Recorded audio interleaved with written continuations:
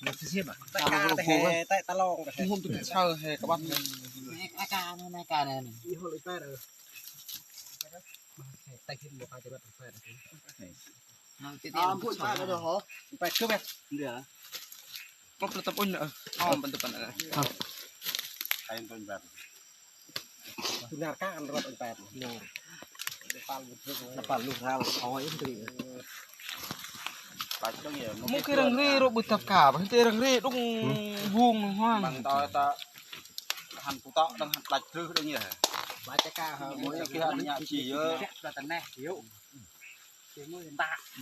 มูอาทับเออก็ชัดโม้เคยเออนะทับเอไก่ดับดับดับมุกเลยมุก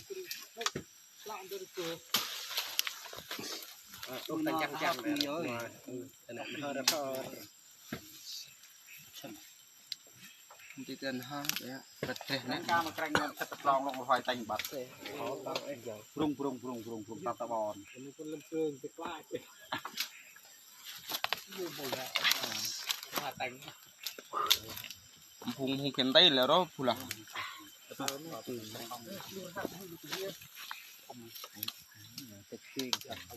chia cửa hành đừng tóc